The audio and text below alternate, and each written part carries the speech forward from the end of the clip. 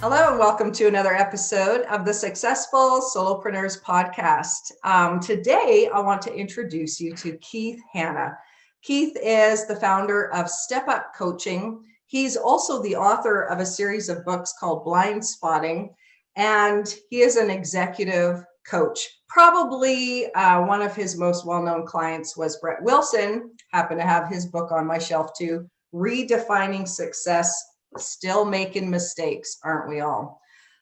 Keith, is there anything else we should know before we get going and chat about business? Welcome to the podcast. I hope you enjoy the honest advice and personal stories. I'm Sue Stiles, the CEO of the Successful Solopreneurs School of Business, and I'm here to share hope and possibility so that you can reach the unwavering results you desire.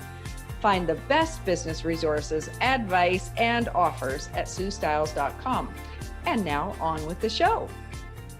Well, I suppose that little book you had in your hand was due as much as anything from a rather significant mountain bike crash I had in Moab about 4 years. I've been for, 10 years or so thinking about publishing another book. And I wanted to do something significant, and I put a lot of thought into structure and how I wanted to do it.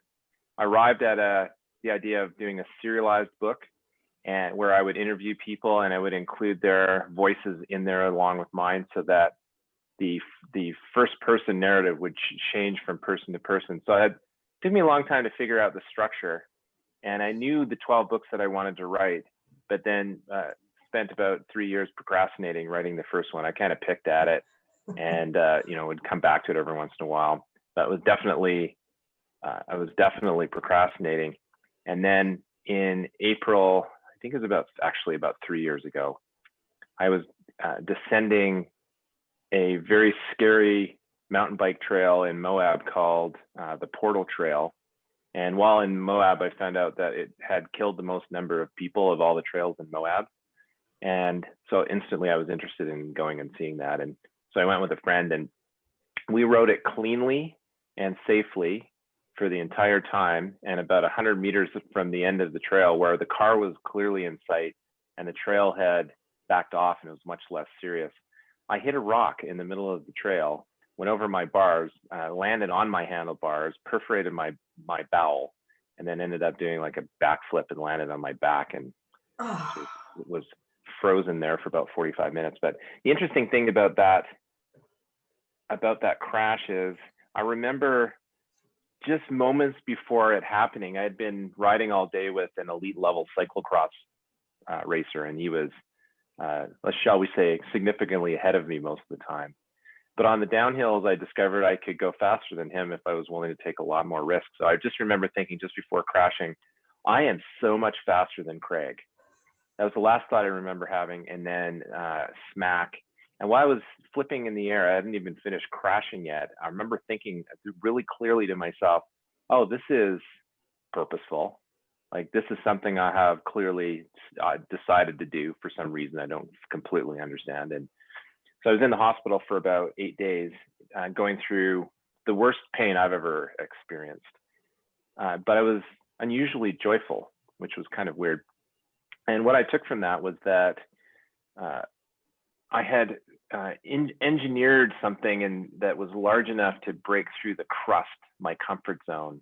And basically, I got off the dime and started writing as a result of that. And I got my first book done relatively soon after that. The one that you were holding is the fifth in the series. So I just kept kind of working out on them. And yeah, it was something about being on the wrong side of the edge and coming up to the edge so many times as a writer and being uncomfortable, but sort of jumping across that chasm. I think most writers, my brother's a writer as well, and we were talking yesterday about how most people who write have this imposter syndrome, that nobody really wants to ever listen to what we have to say, and that writing is an act, basically an act of revolution against that thought. And that I just had gotten into the habit of nobody wants to hear what I have to say, and I just wasn't writing. And then while I was in the middle of the air, about to finish crashing, I had the thought, well, it's time to get off my ass and do something about it.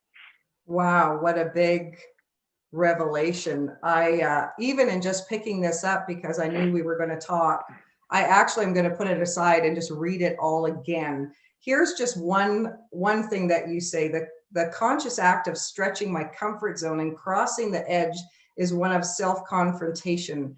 I often play small when I feel anxious or desperate in the face of challenge. I start making up stories about how I really don't want the thing I said I wanted. This is comfort speaking. I can, of course, live a good life from within my comfort zone, at least for a while, but it is so much more difficult to lead a great one. Tell me about that concept. Well, even before I had crashed, I hadn't vaulted myself into greatness at that point. I was still doing a version of playing small. And playing small for me was this sort of smugness about, feeling very prideful about beating my friend Craig down this really treacherous stretch of rock. And pride really did occur before the fall in that case. And it was a hard smack. And I think it's interesting how if I don't consciously choose to leap that chasm, that crevasse, that edge, whatever metaphor you want to use, if I don't consciously choose to get out of my comfort zone, it's amazing to me how I will manufacture the setting to do that anyway. Or as in the case with COVID, there are a whole bunch of people in the world right now that are actively pursuing their greatness and pursuing their dreams simply because COVID knocked them out of their comfort zone. There is no comfort in staying where we were anymore. Many of the things that people were holding on to have just simply been destroyed now. So the cost of pursuing greatness, the cost of pursuing one's vision or one's dream, those costs have gone down a lot. It's not that the risk is gone, but there's less to hang on to from the past nowadays. Yeah, I often think, when we've got nothing to lose, then nothing can stand in our way. And as you're just saying that, I realized that just before I ended up going into bankruptcy, I was going to get a job, and I knew I had that job, and I knew I would be fabulous at it. And I was so cocky. When I look back now, I can see that point. And then I couldn't get a job for months. We ended up going through a terrible situation. And so perhaps this is a life lesson for anybody out there. Be careful of the cockiness and don't procrastinate. Now, you, I know in the present, as a very successful executive coach. In fact, we bumped into each other at a great conference on marketing in Banff earlier this year when we were still conferencing. And, we sat together, and you mentioned to me that you thought you could help out a certain CEO there, and now you are. And I think that really deserves to be opened up, because all solopreneurs, we work for ourselves. We have to find the business ourselves. Can you talk a little bit to everybody about your ability to network and where that came from? Because you have really great experience with targeting and harvesting. Yeah, so the fellow we're talking about, I won't name by name because I don't have permission to share that at the moment. The names I do name, I do have permission to share. But if I just kind of step back for a moment, both my parents were salespeople. My father had no problem, sort of working the room, if you will. And my mother was involved in a lot of organizational work for mayoralty campaigns. She worked on Ralph Klein's 2 campaigns for Premier. And so I just got to see my mother working her network. And when we were younger, my mom opened up a retail shop. She was an esthetician for a while. And I saw, sort of women come in and buy their services. And I just saw how my mother was in relationship to these ladies, and they'd have their conversations. And then at the end of the service, they'd go to the till, and these ladies would buy, hundreds of dollars worth of stuff. And I'm thinking, well, how did that actually happen? Like, there was no like close that happened or a presentation that happened. It was all relational. So I think that I was socialized as a person that, there's no shame in selling. In my family, there's no shame in networking. I never grew up with that. And I understand that for people that are attracted to service-related businesses, that is one of those edges to get over, which is if I put myself out, I ask for help, I ask for the sale, I ask for time, I ask for referrals from somebody, I'm somehow slimy or low integrity or something. I just never had that thought. In fact, it was the opposite. I do some of the things that I do in selling are the most enjoyable parts of the coaching process, the coaching I do before I'm, technically hired. So anyways, this fellow whose conference I was at, where you and I met that one day, he was introduced to me by Bruce Croxon, and they had kind of connected along the way. And Bruce had suggested that this fellow and I have a conversation.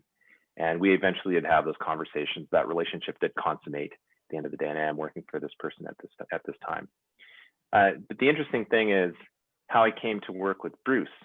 I ended up meeting Bruce at a Predators game, sitting between Brett and Bruce and another fellow who we were just going to see a game. I had to wear a Preds uniform that was way bigger than my body, and we had to stand up every time the Preds scored, which was actually a lot that day. And we were the only 4 people in the Saddle Dome doing that, so I felt a little singled out. But anyways, it was a fun way to get to meet Bruce, and so I got to work with him.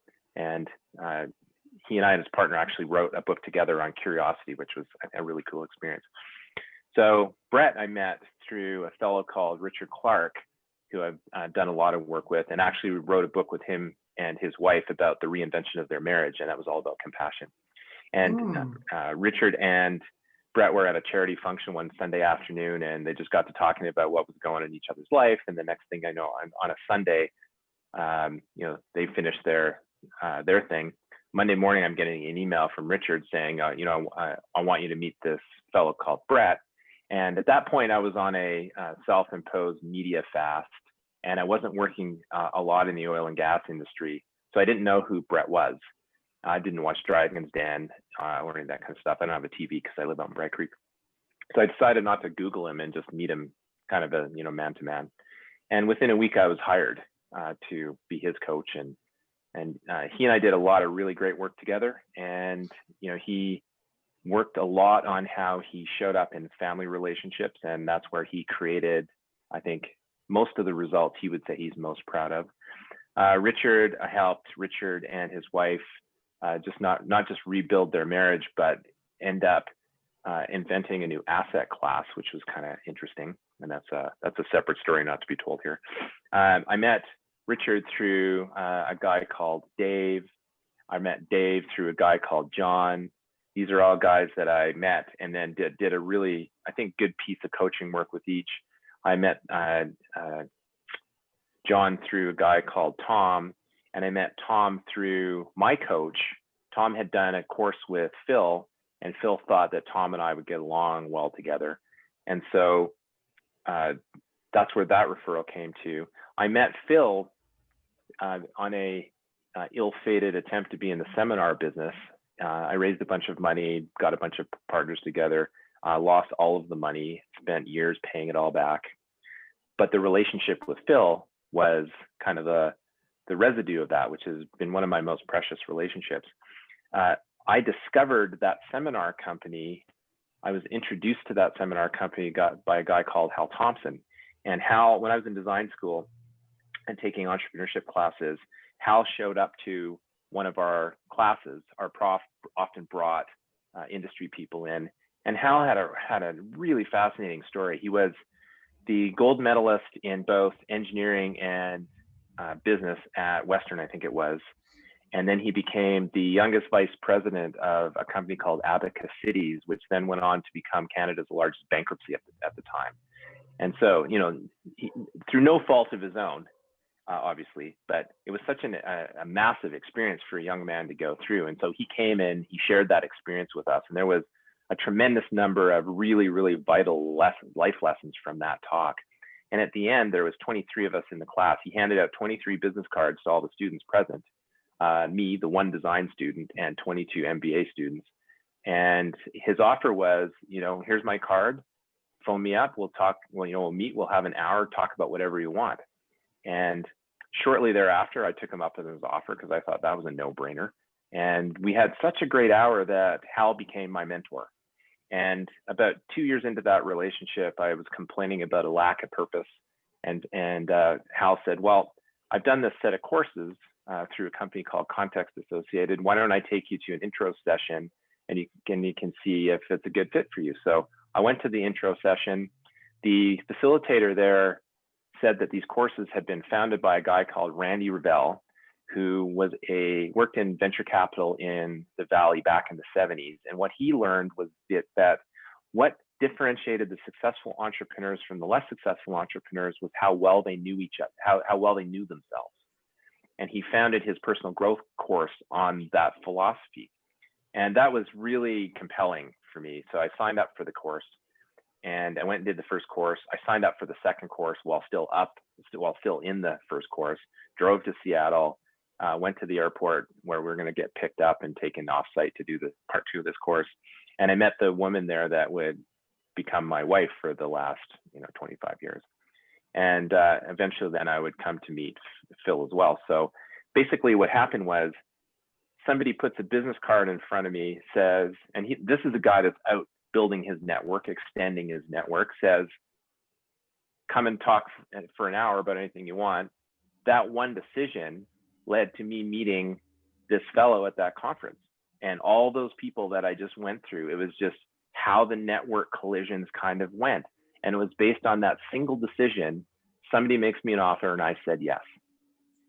My gosh. And obviously you have kept those relationships up.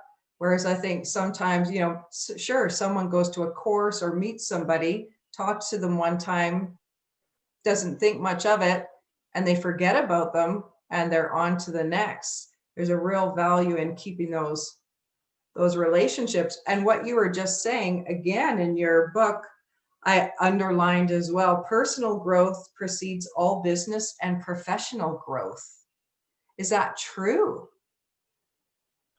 Yeah, I think if I'm living with my head in my ass, I'm not going to be very useful in a service context to someone. So I think job one is to extricate said head and, do the personal work of understanding what my blind spots are and things that I think are true about me that are just fallacious, fantasy-based thinking. I think about my crash in Moab as a pretty great example of someone operating from a blind spot and how painful those blind spots can be and how brutal the awakening process can be.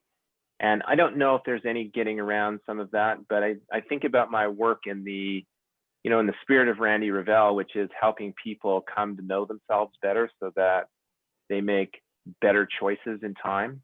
And those better choices to lead to the opportunity to make even better choices. It doesn't save from all blind spots, but I think doing the work sidesteps a lot of the pain. And at least, if I'm going to have crashes, they're going to be big learning lessons, that they're going to be worthwhile. I'm not going to die as a result of them. Right. And even where I chose to crash in the safest area of the whole trail. So you think about my subconscious that decided that we needed to get a message into the front part of the head there where the guy's not listening. Let's invent something magnificent so that he will hear us. Then that's kind of how I think about my subconscious. My subconscious is back there, knows a lot more than my conscious part of myself. Yes. But they don't speak English to each other. They speak in a weird kind of code. And sometimes I think my non-conscious self engineers the experience that my conscious self needs to learn from. And for the most part, I don't get caught up in, blaming the external world. Like I said, I wasn't even finished crashing when I realized that this event had meaning for me. And as a result, my recovery was really, really fast. And I think there's something to that. Yes. So you take everything that happens to you as something that's going to help you. I know when we've been talking before, you mentioned how worthwhile it is to find your passion or what you're passionate about, but you have a really unique, not unique, you told me the definition of the word. Can you talk a little bit about finding and working in your passion and what that really means? Yeah, I have a bit of a geeky habit. I like to look up words in the dictionary and find out where they originally came from. And so much of our language comes from Greek and Latin roots. And passion is one of those, and it basically means to suffer. And when I learned that, everything about passion made sense, from, by the way, I could have sworn Shakespeare said that love is a sweet suffering, and he didn't. And I don't know if I just made that up or I read it somewhere else, but I still think that's true. Love is a sweet suffering. And I think anything worth doing requires a degree of willingness to suffer for it. And I don't mean manufacturing unnecessary pain, but I think the Joseph Campbell idea of following your bliss, that if it's any way hard, it can't be good. I don't think the reverse is true either. It's not good unless it's hard. I just think that I think the entrepreneurial personality can be captured well by just saying entrepreneurs are those people that are willing to suffer long enough for a change to take hold. I think a lot of people will turn back from executing any sort of change process, either in their life or in developing a new product for people that'll benefit them, simply because it gets hard, so they turn back. And that's the respect I have for entrepreneurs, is the grit. Barry Blanchard, who taught me how to ice climb and prevented me from dying earlier in my career, said in his book, The Calling, which I really highly recommend, is I hurt, therefore I am. And that's something that every climber, I think, really understands down to the bones. I hurt, therefore I am. That's amazing. I know your definition of passion has really helped me, and I've shared that with others too, because there is suffering in the work, there's suffering in relationships. And if you're passionate for it, that brings some meaning to it, that this is par for the course, and so I'm on the right track. If someone was thinking of starting a business and they were just starting it for the money versus starting it because this is what their gift is or their talent, do you have an opinion on or advice on that dilemma? I have opinions on pretty much everything. Do share. No matter what it is. Well, so I think the money question is an interesting one. People who are socially motivated and don't like selling, don't like networking, don't like asking for business, are often connected to the dark side of money and its corrupting influence. And I think that there are two things about money that don't work. One is to do something for the money, and one is to do something not for the money. In other words, to pretend that the money thing is not important, or to pretend that it's too important. It's just a part of the thing. I think money is a really misunderstood thing. I think it becomes a proxy for my value in a transaction and a sense of self-worth and all that. And as a result, it can lead to a lot of screwy things.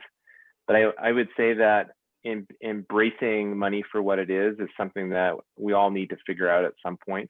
That trying to avoid it or trying to make it a bigger deal than it is, those are the things that seem to not work. Yeah. Yes. And that comes back to the last quote I was going to read out of your book. The unexamined life is not worth living, Socrates. So we examine our beliefs about money, who we are. The more we can get to know ourselves, the more we can find that success that we're looking for. Is that what you would say? Yeah, I think so. I spent a lot of my my middle years attempting to construct a vision that was pieced together by looking at travel magazines and fashion magazines. And I think about my relationship with my dad. Now my dad entered this world. He was the product of an extramarital affair in England and brought to Canada and put up for a back channel adoption. And he just had the worst life. But I think what ended up happening is somehow out of that, he did genuinely want his sons to have the best of life because he was given, really the shitty end of the stick. And I think that kind of got a bit perverted in his case, and it became a bit too materialistic and consumeristic. And I jumped right into that. I went to design school and developed the skills to appreciate really expensive things. And at the end of the day, that stuff, I like to be well dressed and I like to have a nice mountain bike and those sorts of things. But I think at the end of the day, that stuff most people learn doesn't matter as much as the importance of my kids respecting me, and having a marriage that is solid and has gone for a long time, or where I'm still healthy at this age to go out and just grind my way up on a mountain bike. So I think that was probably, of all the pieces that of work that I've done, is disassembling the relationship that I had between my sense of self-worth and money, because I mistakenly believed that the more money I had, and thus the more shit that I could buy and show everybody how worthy I was, the better it was going to be. But I just don't think it's a valid equation anymore. I still have a massive closet full of expensive crap that I can put on whenever I want, and I'm not going to get rid of it because it's still nice. But I'm just looking for other things now, and at this stage of my life, things that are more about, what am I going to do with these, essentially the last moments of my life here as I'm heading through autumn and into winter of my life. Yeah. And those of us at all different stages of their life, because of the pandemic, have maybe even touched on some of those issues, and they have nice clothes in their closets and there's nowhere they can even wear them. So what really is important? Well, Keith, I highly recommend, if you haven't read Blind Spotting the series, Stepping Up to a Higher Purpose and Higher Profit. I mean, it is business, but it is life. Love your viewpoints on passion and the help that you offer. Keith is one of those guys who just knows how to ask a targeted question and reveal the answers that are inside, and will hold you accountable to them. Where can people find you? What's your website? Are you on social media? Yeah, I'm a bit of a social media dud, but I do have some stuff. People can find me on stepup.net, and through there, I have a bunch of websites that are all tied together. Blindspotting.net is where I publish my blog, and where information about my books are on there. So that's probably the easiest place to catch me. Even as you're just saying that, I'm realizing how emphatic some people are, the influencers, about being all over social media to get business. And you're showing the exact success of the opposite of that. It's really coming down to relationships and trust behind the scenes. Doesn't always have to be the splashy stuff all over social media and online. In fact, sometimes I think the more value somebody brings to an issue, the less flashy they need to be. And sometimes the less value they bring, they try and flash it all up with a song and a dance. Any last words before we go for entrepreneurs, solopreneurs trying to do a better business, grow their network, before we go, Keith? Yeah, I think how I would just kind of summarize it. I think it's really hard to start a business, and I feel really grateful that I did it a long time ago when there was almost no competition for coaches. And I got lucky because the seminar business that I bought into and then subsequently blew up, at least had a client list of entrepreneurs on it. And those were the first people that I started introducing to my ideas around coaching. And if I hadn't had that original network, I'm not sure what I would do. And, I don't mean to denigrate social media, because I think people have to get their brain around networking somehow. And the social networks are certainly one way to do it. I'm a bit of a loss to give any advice on that, because it's just, I think it would be really hard to start a coaching business these days. But if anybody's going to do anything, I still think find some place in the world that seems really important, and just be prepared to grind it out and make something of it. It's definitely not easy, but I think the people that are prepared to climb to the top of the hill are the ones that are actually going to get the view. Yes, that's right. It's not easy, even if you have an easy button, which I do. That is true. That is true.